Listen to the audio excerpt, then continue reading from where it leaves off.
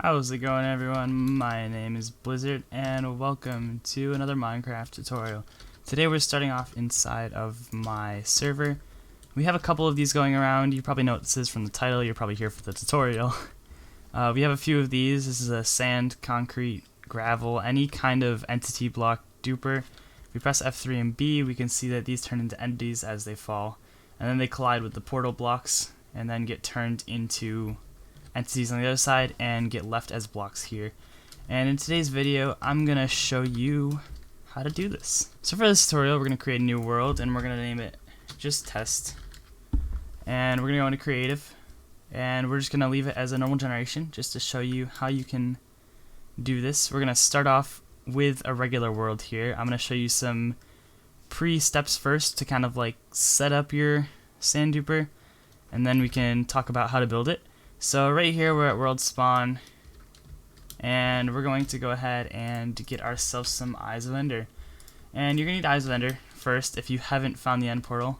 If you have, then you're probably all set, but we're just going to follow this until we find ourselves the ender portal. Once you make your way here, you'll find an end portal that's all set with a silverfish spawner, and should be a bunch of area around it that's all not lit up. And it's all fortressy and looking all kind of ruiny and broken down. And so what you want to do is kind of just light up the area around it. You don't have to, this is just personal preference, but I prefer to not have mobs blowing up my machines and contraptions. So I like to go around and just light things up just to kind of make it a little more safe and cozy. And then what we can do is first you have to activate the portal. This one was a very unlucky generation. I almost had to fill in all 12 of these. So you just take all your eyes, you light up the portal, and it lights up. So first what you want to do is get a bed, if you're in survival or creative really, and place it down somewhere nearby and just set your spawn. It doesn't have to be nighttime, but if you click on it, you set your spawn. And it's probably helpful to break this too, because there's up to 128, I believe, end portals that generate around your world, so you'll get plenty more of those if you ever want to do anything with them. But anyways, you can set your spawn there, day or night, and go ahead and hop into the portal just to generate your end. And there's the Ender Dragon. I gotta kill him really quick, I'll be right back. Now we've taken care of the Ender Dragon and gotten all our glorious XP and our Ender Dragon egg and our little end gates off in the distance. We can head back over to the spawn platform, which is right here. And every time you load this in, it'll clear an area that's 3 blocks above it, and just to make sure you don't suffocate when you generate into the end. So if I place this here and I were to reload the end, it would just disappear, it would disintegrate. And so we're going to set up the collection systems. You can do this however you like. I like to put hoppers and then some string. And then you can have the hoppers running into however many chests you want down below. It's going to generate quite a bit of sand and gravel and everything like that. So you're just going to place a hopper there and some string there right in the middle of your platform, like that, on all 4 sides.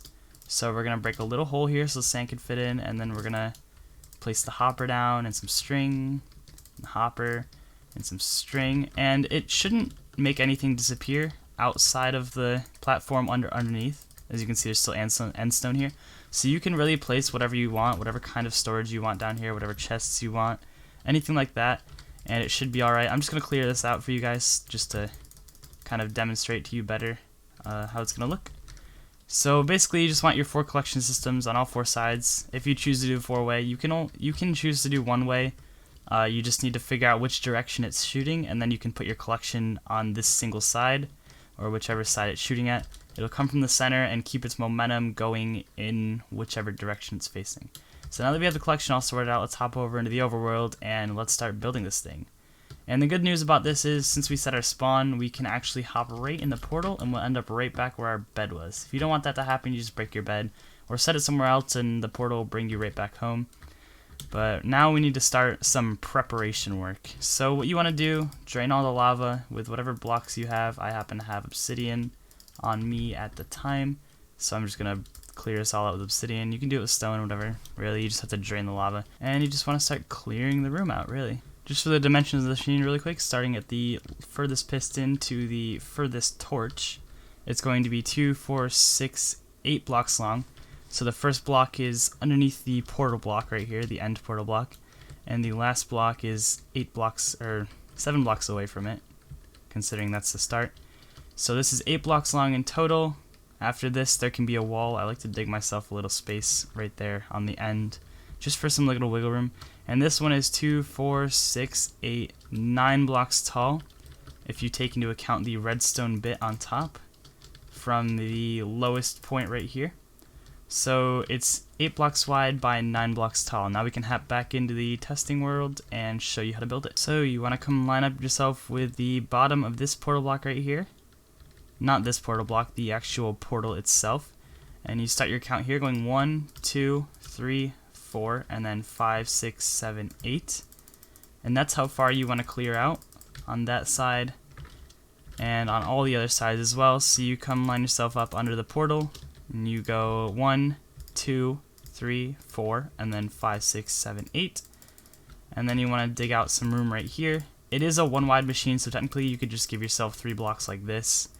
I'm going to clear out the whole room just for demonstration purposes, just to show you a little bit better how the machine works and how to build it. But you could theoretically just leave it like this and have this whole area cleaned out, and that's all you would need for space wise. And then you want to go starting at the lowest block. The lowest block is 4 blocks below the portal, so we're going to come here and remove all the obsidian and stuff. You're going to go 1 right here, so that's the first block, and then you're going to go 2, and then you're going to go 3, 4. So that's as low as you need the room to go. Again, you can do it 3 wide like this, but that is up to you. I'm going to clear out the whole room once again just to show you, but you need 4 underneath and you need 4 above too. So you're going to come up here, you go 1, 2, 3, and then 4. You can just clear out the top row of this and give yourself a little space. I'm going to box this off as well as I go, just to kind of keep the demonstration inside of this single room. I'll get back to you guys once I'm done clearing this room out. Before we head into the testing world to show you how to build this thing up, first I want to tell you the materials you're going to need. So you're going to need 5 sticky pistons. This is for each module, by the way. This is one individual module. If you want to build out 4, just multiply these all by 4 and you'll have everything you need. So first you want to need 5 sticky pistons to push and pull everything around in your fancy mechanism. Then you're going to want 6 spline blocks to pull the sand and to have the sand sit on. And then you're going to want 10 redstone dust to carry the signal around. Then 2 redstone torches to power the whole thing. 3 redstone repeaters to add the timing and time it perfectly to your desire. And then you're going to want 1 lever to turn it on and off. And now we can hop over into the regular world and show you how to build this thing up. I had already recorded these clips. The audio got messed up, so I have to kind of show you guys again. I thought this looked really, really cool. Here's what the room should look like when you're done clearing it out without any lighting, and here's what it looks like. Well, it's all lit up and preventing all the mobs from spawning. Technically, mobs wouldn't spawn in here while you're in this room anyways, because they're too close by. But here's what it looks like all lit up. I think it looks really, really cool when it's all dark and the portal's glowing. I've never actually seen it like that until just now. I've never tried it like that. So I might take a picture afterwards with all the machines built up and all the darkness and like the portal glowing. I think that would look really, really cool. But anyways, let's hop right into the tutorial. So first you're going to need a red mushroom, so we can just type in mushroom here. And any kind of dirt block to grow the mushroom on. And then you're going to want some bone meal to actually grow it up. So you want to find your portal block, whichever side you're doing it on. If you're doing it on 4 sides, you're going to have to do this on all 4 sides. You don't want to remove these portal blocks because that's where you're going to be duping your sand and gravel and all of your concrete. You're going to want to come down here and break these portal blocks, but you can't do that in survival mode. But we can actually do this in regular survival mode if we do it this way. So what we need to do is hop over into survival mode just to show you that it works. We can go into game mode, survival, and now that we're in survival, we can come here and go down 3 blocks and over 2 blocks like that. So it's a 3 and then 3 on the bottom. And so what we need to do is come where this mushroom is going to grow and place 2 blocks on the ceiling like that. If we didn't, it would grow really big and it wouldn't chop these portals. It would have a chance of growing up to the ceiling. So we need to place those blocks there to prevent a tall mushroom from growing. And now what we can do is place this here and grow it up with some bone meal. And now that we have it grown up, you can see that the portal blocks are actually removed. Not the portal blocks themselves, but the edge of it, the portal, the portal blocks, not the actual portal itself.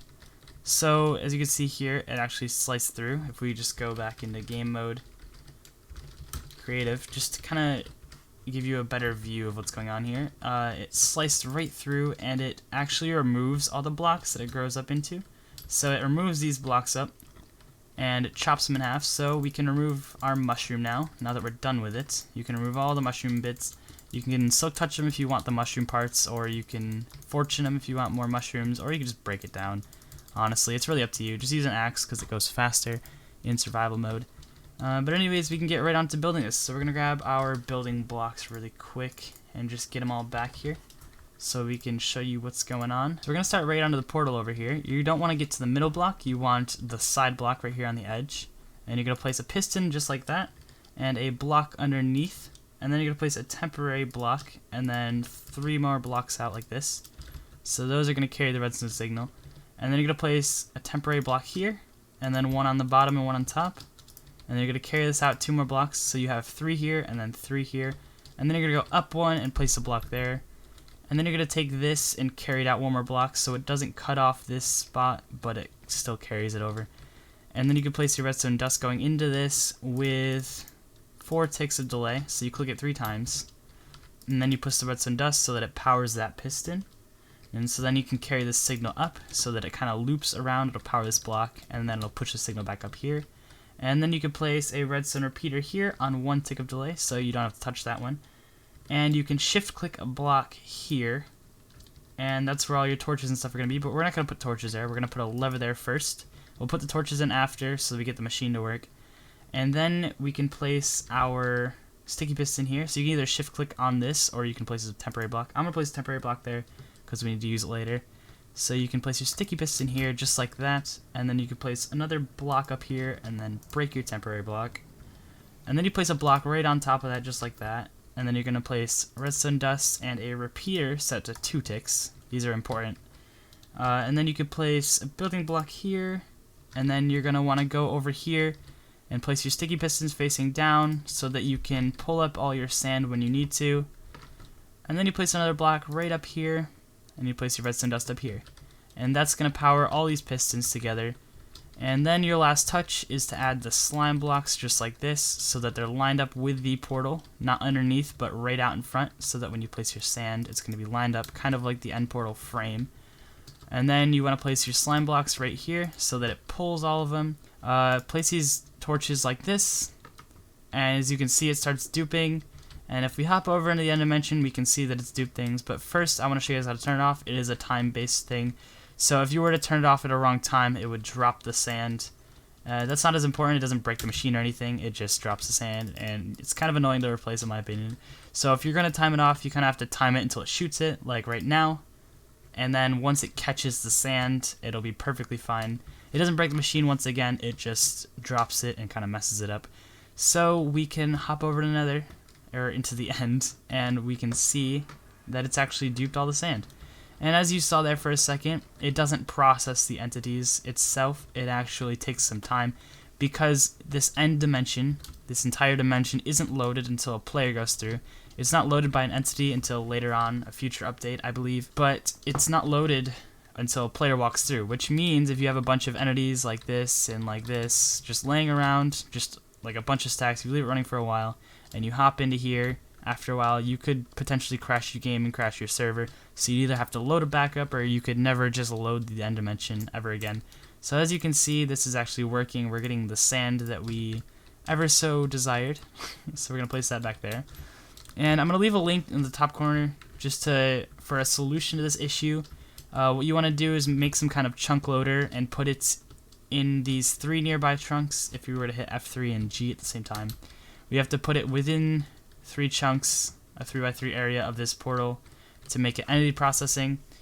And so that way when we build the chunk loader, once again linked in the top corner and in the description, you can load the overworld and head into the end dimension, and it'll still be there running while you're in there processing all the entities get thrown in the portal.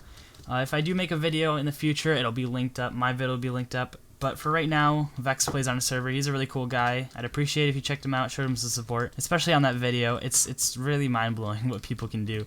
And it's just a crazy thing. So if you guys like this video, be sure to hit that like button for sure. Always helps. And if you're new here, feel free to subscribe. Here, have some repeaters and some redstone torches. I really appreciate it all. Thank you guys so much for watching. I'll see you in the next video. Peace out.